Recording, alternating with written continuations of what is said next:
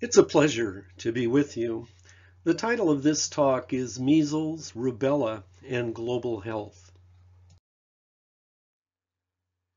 There are no disclosures for this presentation.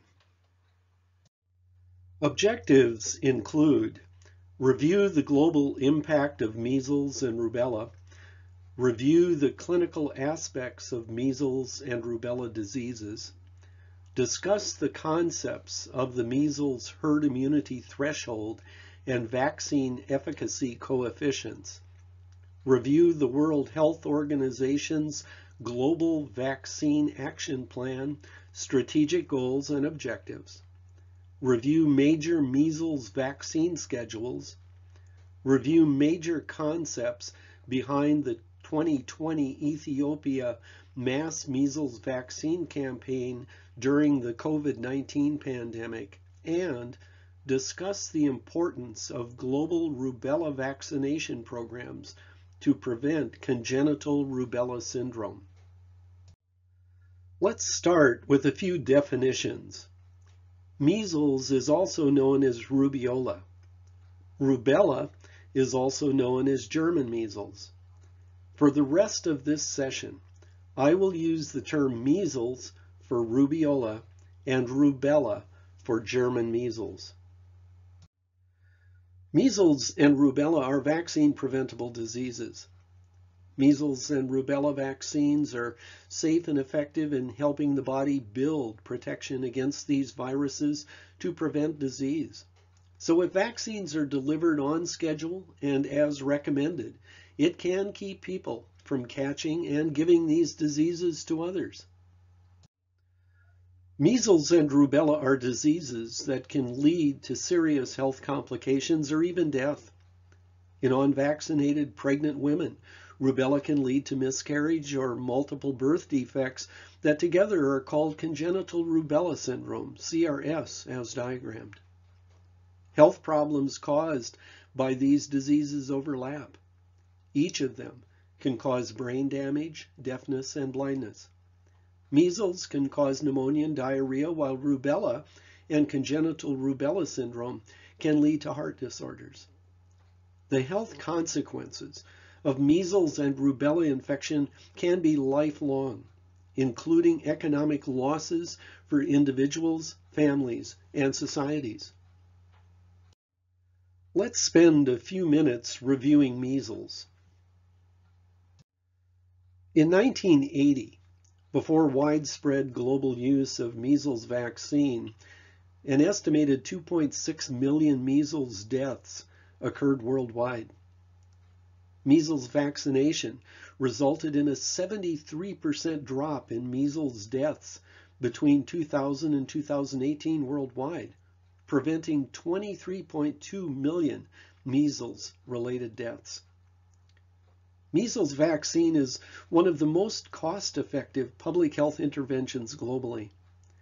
In 2018, about 86% of the world's children received one dose of measles vaccine by their first birthday, up from 72% in 2000. Yet in 2018, despite the availability of safe and effective vaccines, over 9 million people were infected with measles, and more than 140,000 measles deaths were noted globally, mostly among children under the age of 5. During 2000 to 2018, measles vaccination prevented an estimated 23.2 million deaths, making measles vaccine one of the best buys in public health. After steady declines from 2010 to 2016, measles surged worldwide, and in 2019 reached the highest number of reported cases in 23 years. Highlighted in a publication by WHO and the Centers for Disease Control and Prevention, CDC, measles cases worldwide increased to 869,770 in 2019, the highest number reported since 1996, with increases in all WHO regions. global measles deaths climbed nearly 50%, claiming an estimated 207,500 lives in 2019. WHO and CDC cite a failure to vaccinate children on time with 2 doses of measles-containing vaccines as the main driver of these increases in cases and deaths. This WHO world map shows measles reported cases by country in April 2019. Ukraine and Madagascar reported over 23,000 cases each.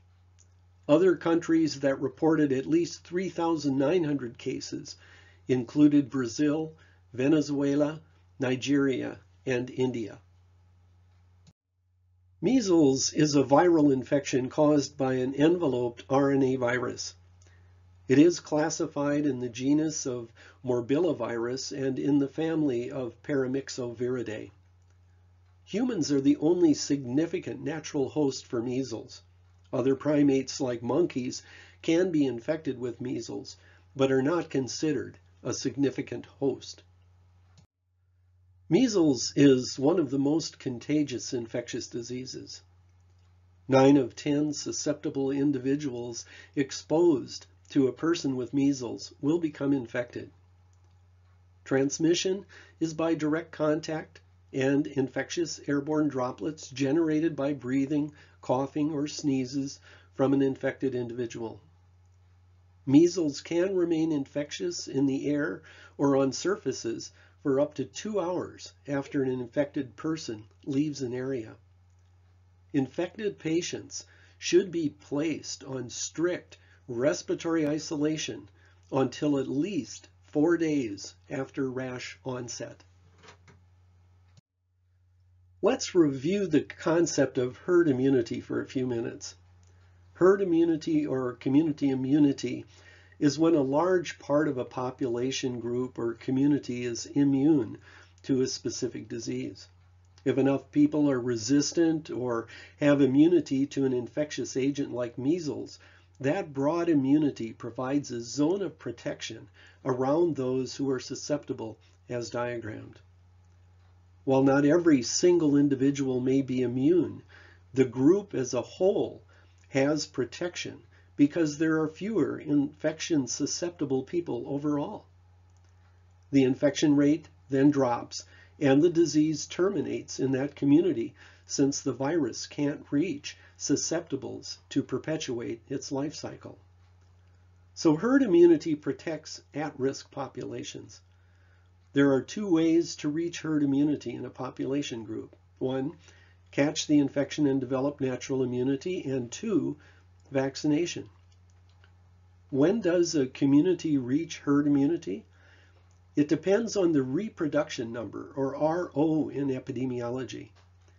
The RO describes the average number of people that a single person with a virus can infect if those people aren't already immune. The higher the RO, the more people need to be resistant to reach herd immunity.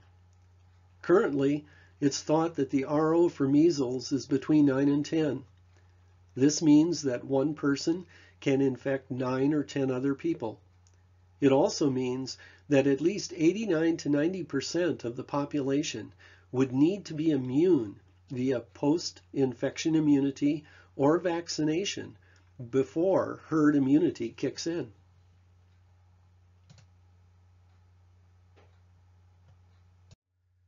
There are 2 simple formulas for calculating the herd or community immunity threshold, HIT percent. One formula is herd or community immunity threshold, HIT equals RO minus 1 all over RO, all of that times 100. The other is a different way of stating the same formula.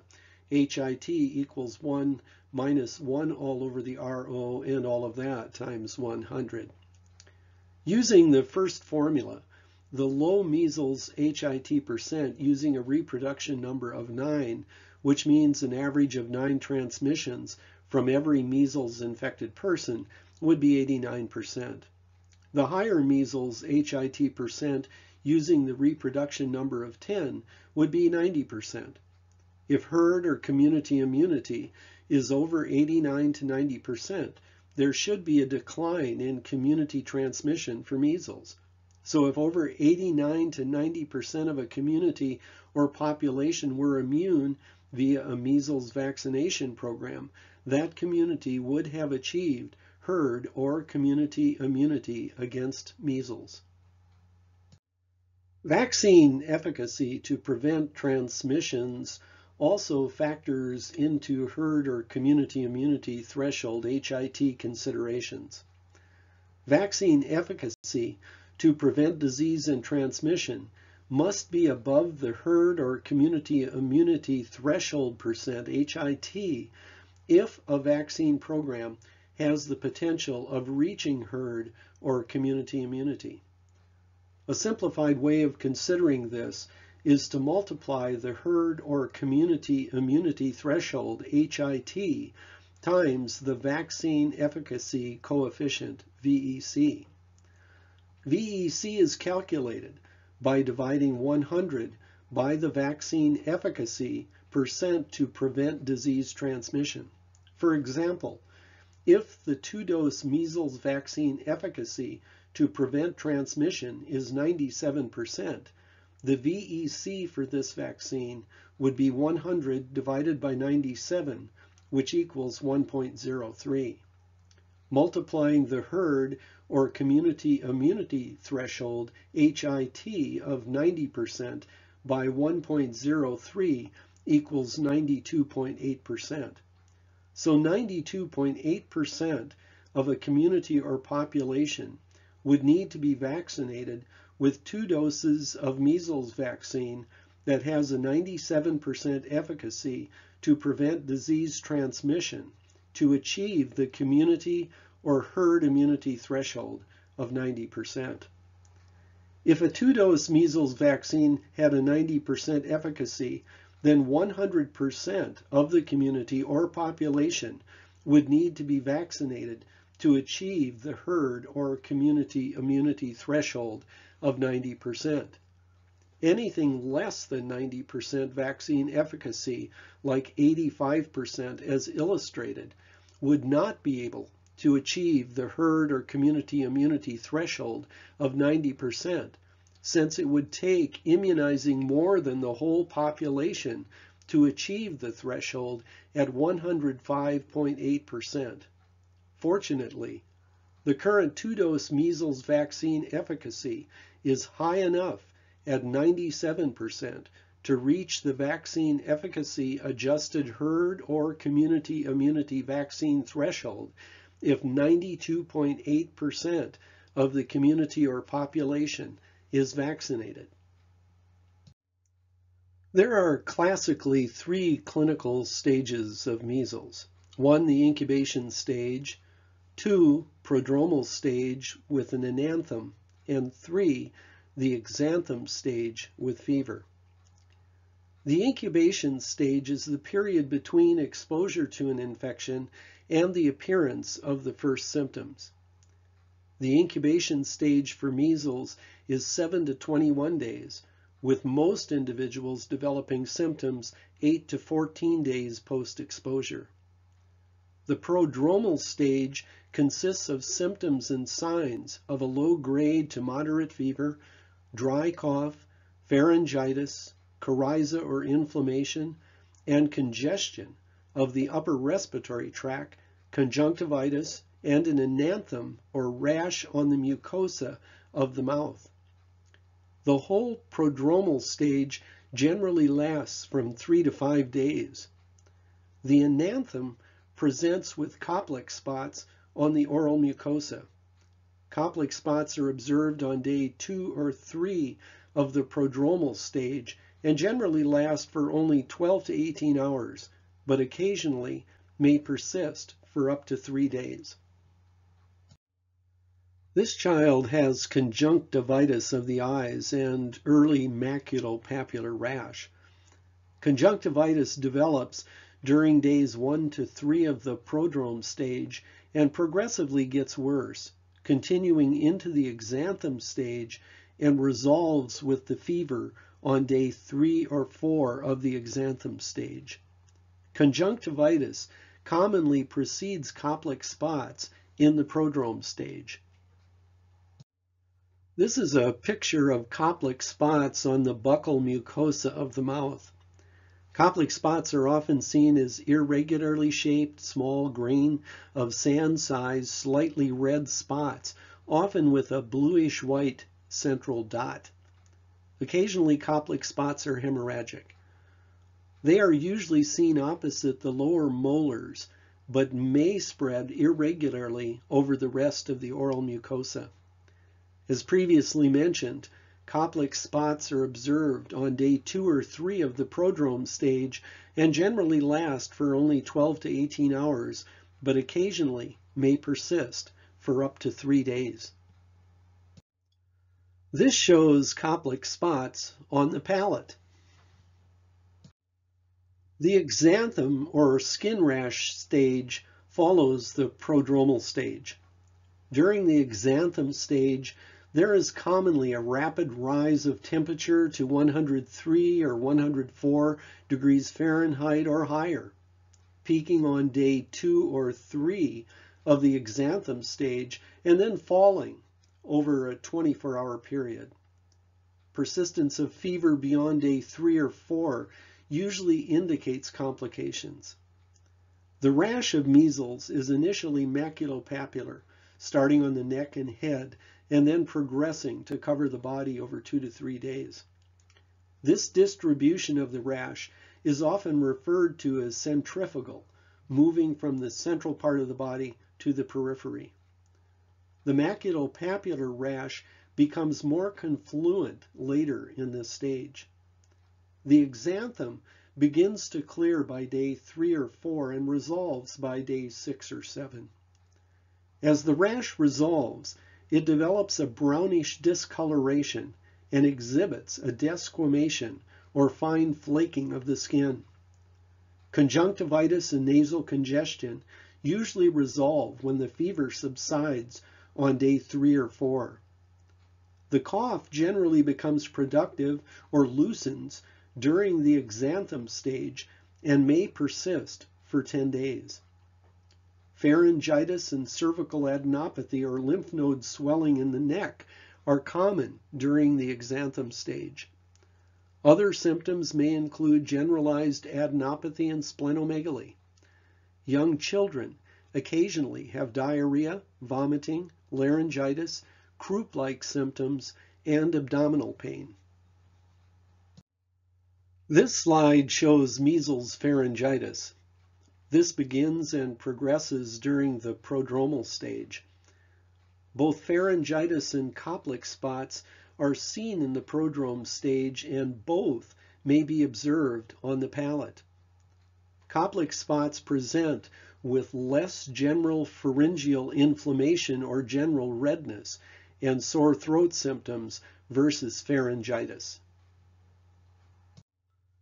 This is a classic measles maculopapular rash. Immunocompromised patients may have no rash. The rash classically starts as faint macules on the upper lateral parts of the neck, behind the ears, along the hairline, and on the posterior parts of the cheek. It then spreads rapidly over the face, neck, upper arms, and upper parts of the chest within 24 hours. In the next 24 hours, it spreads over the back, abdomen, entire arms, and thighs. It finally reaches the feet on day 2 or 3 and begins to fade on the face. The rash fades in the order in which it appeared. The rash can involve the palms and soles, though it's not as prominent as the rash on the face and neck.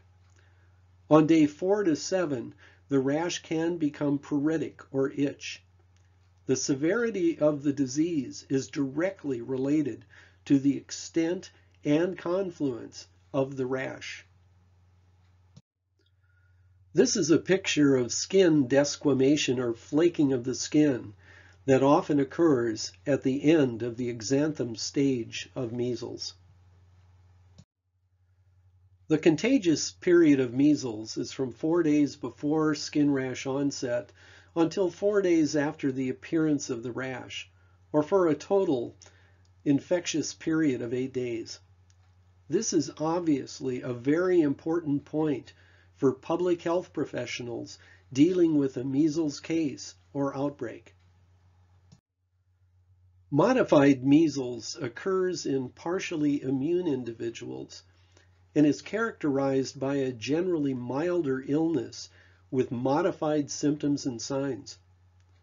Modified measles is most seen in individuals who have only received 1 dose of measles vaccine, received immune globulin therapy, or children under 9 months of age who still have circulating maternal transplacental measles antibody. In these situations, measles antibodies don't prevent infection, but modify the disease. In modified measles, the prodrome stage is usually shorter than the usual 3 to 5 days. Cough, coryza, and fever are minimal. Koplik spots are few and may not be seen at all. The rash generally does not become confluent. A large majority of atypical measles cases occurred in recipients of killed measles vaccine that was given from 1963 to 1967, who later were infected with the measles virus. Rarely, atypical cases occur in individuals who received live vaccine. Atypical measles often presents with fever, severe headache, abdominal pain, myalgias, respiratory symptoms, and pneumonia. The rash of atypical measles starts on the extremities and moves centrally, centripetal distribution, versus the traditional measles where the rash starts on the face and neck and moves to the extremities, centrifugal distribution. The rash of atypical measles may become vesicular and even purpuric or hemorrhagic. Koplik spots are rare in atypical measles. Atypical measles is rare since killed measles vaccine has not been used since 1967. Common complications of measles include otitis media or ear infection, bronchopneumonia, laryngotracheobronchitis or inflammation of the upper respiratory tract, and diarrhea. There are some serious complications of measles. 1 of every 1,000 cases develop acute encephalitis. 1 to 2 of every 1,000 cases die from respiratory and or neurologic complications. A very rare complication is subacute sclerosing panencephalitis, SSPE, that may occur 7 to 10 years after measles infection. SSPE is a fatal degenerative disease of the central nervous system that results in behavioral and intellectual deterioration and seizures. People at high risk for severe illness and complications from measles include infants and children aged less than 5 years old, adults over 20 years old, pregnant women, and individuals who are immunocompromised, such as individuals with leukemia and HIV infection. Diagnosis can rely on several sources of information. Exposure history is helpful, since measles is one of the world's most contagious infectious diseases. Clinical signs and symptoms that we previously described provide valuable information about a case. Laboratory may be useful, but is not needed in every case. Helpful laboratory data may include serology or IgM and IgG antibody. IgM antibody rises to detectable levels generally after 72 hours of rash onset, peaks and then declines, rarely persisting beyond 9 weeks. An increase in IgG antibody from paired sera can be helpful when samples are drawn at least 10 days apart. A significant rise in IgG antibody from the first to second sample would indicate a recent measles infection. PCR, or real-time polymerase chain reaction tests, evaluating specimens for measles virus RNA, are most helpful when collected within 7 days of rash onset. Throat specimens are preferred over nasopharyngeal specimens. Collecting both throat and urine samples can increase measles detection. Urine generally has lower numbers of viral particles, but is more sensitive than throat specimens when collected at 6 to 10 days after rash onset. It's best to collect both respiratory and urine specimens within 7 days of rash onset. PCR has a sensitivity to detect infection of near 100%. Genotyping may be helpful to determine vaccine virus genotype A from wild measles virus in specimens, if desired. There is no specific approved antiviral therapy for measles. Medical care is supportive to help relieve symptoms and address complications such as bacterial infections. The World Health Organization currently recommends vitamin A for all children with acute measles. Vitamin A should be administered immediately on diagnosis and repeated the next day. The recommended age-specific daily doses are 50,000 international units for infants younger than 6 months of age, 100,000 international units for infants 6 to 11 months of age, and 200,000 international units for children 12 months of age and older. A third age-specific dose should be given 2 to 4 weeks later to children with clinical signs and symptoms of vitamin A deficiency. People exposed to measles who cannot readily show that they have evidence of immunity against measles should be offered post-exposure prophylaxis, PEP, to potentially provide protection or modify the clinical course of disease among susceptible persons. Either administer MMR vaccine within 72 hours of initial measles exposure or immunoglobulin, IG, within 6 days of exposure. Immunoglobulin is commonly given intramuscularly. In pregnant women and severely immunosuppressed individuals, intravenous immunoglobulin is recommended. MMR can be used for PEP if the individual is over 6 months old. 1 dose of MMR is 93% effective to prevent disease. If used as PEP for children under 12 months old, that MMR dose would not be counted in the 2-dose schedule recommended for all children in the United States.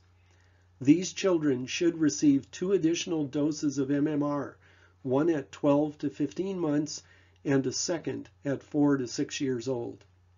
Do not administer MMR vaccine and immunoglobulin simultaneously, since the administration of immunoglobulin would inhibit an adequate immune response to the vaccine. For healthcare workers without evidence of measles immunity, MMR can be given within 72 hours or immunoglobulin within 6 days of exposure. Even with PEP via vaccine or immunoglobulin, these individuals should be excluded from duty from 5 days after the first exposure to 21 days after last exposure. To decrease healthcare-associated infection, immunization programs should be established to ensure that all people who work or volunteer in healthcare facilities, including students who may be in contact with patients with measles, have presumptive evidence of immunity to measles. Acceptable presumptive evidence of immunity against measles includes at least one of the following. 1. Written documentation of adequate vaccination, 1 or more doses of a measles-containing vaccine administered on or after the first birthday for preschool-aged children and adults not at high risk, or 2 doses of measles-containing vaccine for school-age children and adults at high risk, including college students, healthcare personnel, and international travelers. 2. Laboratory evidence of immunity via serology. 3. Laboratory confirmation of measles infection by tests like viral culture or PCR, or 4. Birth in the United States before 1957. A major tool to prevent and control measles worldwide is vaccinations. The World Health Organization, WHO, suggests these guiding principles for a global vaccine action plan, GVAP, that would apply to measles and other vaccine-preventable diseases. Country ownership, governance, and responsibility for a vaccination program is essential to establish effective and quality immunization services for all. Local ownership of problems and solutions is a key principle for effective community engagement. More detailed discussions of community engagement principles are covered in other sessions of the North Dakota Public Health Training Network. Even though local ownership, governance, and responsibility is essential, partnerships and collaborations with other organizations that transcend borders and sectors are often necessary to develop and implement effective vaccination programs. The skills to work across organizational borders and boundaries relates to the concept of boundary-spanning leadership. Boundary-spanning leadership skills and competencies are further discussed in the leadership and management sessions of the North Dakota Public Health Training Network. Equitable access to immunizations is a core component of the broader concept of an individual's right to health. Integration of vaccinations with other programs is helpful. Vaccination programs benefit through coordination with other health delivery venues. This includes the obvious provision of vaccines in clinical settings, but may also include vaccinations provided at food distribution sites, faith-based gatherings, schools, pharmacies, businesses, etc. Sustainability is essential and depends on a well-developed and implemented comprehensive strategic plan that includes the vaccination program's vision, mission, strategic goals and objectives, norms, values, and tactics. Strategic goals and objectives may include plans to accomplish the following. Key leaders and organizations commit to immunization as a priority. Individuals and communities understand the value of vaccines and demand immunizations as both their right and responsibility. The benefits of immunization are equitably extended to all people. Strong immunization systems become an integral part of a comprehensive, effective health and wellness system. Immunization programs have sustainable access to predictable funding, immunization supply systems, and innovative technologies, and develop appropriate quality improvement and research processes to maximize the benefits of immunizations. The full potential of immunizations can only be realized through continual learning and quality improvement throughout the whole immunization program. Measles vaccine schedules vary by countries and organizations.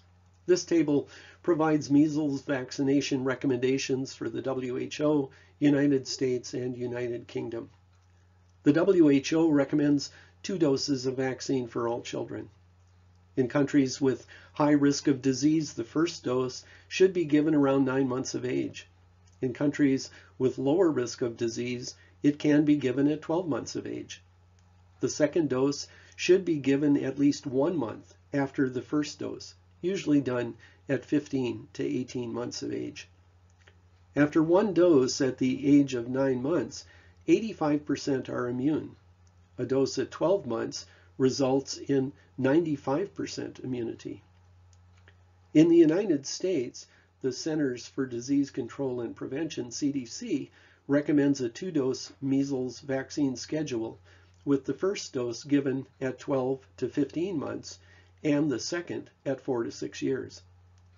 The CDC also recommends that children 6 to 11 months old traveling outside the United States receive their first dose of MMR vaccine before departure and then receive 2 more doses, one at 12 to 15 months, 12 months for children in high-risk areas, and the second dose as early as 4 weeks later.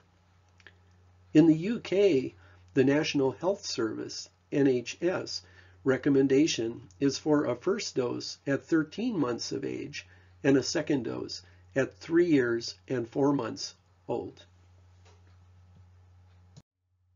Contraindications for measles vaccine include history of a severe allergic reaction like anaphylaxis after a previous dose or to a vaccine component, history of a known severe immunodeficiency like from hematologic and solid tumors, receipt of chemotherapy, congenital immunodeficiency, or long-term immunosuppressive therapy, or patients with human immunodeficiency virus, HIV infection, who are severely immunocompromised, and pregnancy. The measles vaccine is a live attenuated virus vaccine, therefore should not be administered to severely immunosuppressed individuals or pregnant women. Even prior to COVID-19, measles cases surged worldwide in 2018 and 2019 and claimed hundreds of thousands of lives, all of which were preventable. As of September 10, 2020, more than 158 million people in 36 countries, mostly children and babies, are currently at risk for missing measles vaccinations due to delayed or suspended campaigns caused by the pandemic. 16 of the 36 countries facing continued vaccination campaign delays have ongoing measles outbreaks. Disruptions in essential immunization services, coupled with paused campaigns, could reverse hard-earned progress throughout the globe and ultimately have a devastating impact on child health and mortality. Nationwide mass vaccination campaigns are considered effective ways to increase vaccination rates to reach herd or community immunity. Sometimes these campaigns are accomplished through national vaccination days and at other times over a concentrated period of time. The COVID-19 pandemic created special challenges for these mass vaccination campaigns, protecting against COVID-19 transmission and yet providing effective venues to vaccinate against communicable organisms like measles. Let's consider how this was practically approached in Ethiopia during the COVID-19 pandemic. Ethiopia was the first large country to conduct a mass measles vaccination campaign in 2020 during the unprecedented COVID-19 pandemic. Lessons learned there have shaped what is done elsewhere. With the help of global partners, including the US CDC, the measles campaign during the COVID era was extended several days to allow for more sessions and smaller crowd sizes. Instead of hundreds of children and caregivers gathering closely together at campaign sites while awaiting to be vaccinated, health workers in face masks screened families as they arrived, and individuals were spaced out to ensure appropriate physical distance. The campaign, which ran from June 30th to July 24th, was the result of a tough choice made by the government of Ethiopia to go forward to protect children ages 9 to 59 months old from measles and limit to every extent possible the risk of a spread of COVID-19. Additionally, vaccination posts were held outdoors or in large, well-ventilated buildings with hand washing stations and hand sanitizer readily available. The CDC's Center for Global Health played a critical role in this effort, providing technical and financial assistance as well as the data that underpinned the decision to move forward with the campaign. Earlier this year, the CDC Center for Global Health activated the Measles Incident Management System, MIMS, to accelerate the ability to provide outbreak response and risk mitigation support to countries and global immunization partners. Although COVID-19 has negatively impacted CDC's ability to deploy to priority countries for boots-on-the-ground response, the agency has found innovative ways to continue to provide remote assistance. Among these efforts are the development of comprehensive measles immunity profiles and in-depth risk assessments intended to help priority countries and partners determine areas at risk and guide immunization planning. Using business intelligence and data visualization technologies, CDC MIMS responders review and analyze measles vaccination and surveillance data, as well as the impact of COVID-19, and generate sophisticated projections of age-specific immunity for multiple scenarios. This includes the potential impact on vaccination campaigns implemented at different points in time. In Ethiopia, for example, the CDC measles immunity profile revealed a large immunity gap among children between 1 and 5 years of age. Additional modeling estimated the impact that further postponement of vaccination, for example, waiting until 2021, might have on Ethiopia's population. In response to these findings, CDC worked closely with Ethiopia's Ministry of Health and immunization partners in country, including the CDC Ethiopia Country Office, to implement a nationwide measles immunization campaign to close immunity gaps and protect children from measles while also minimizing the risk of COVID-19 exposure.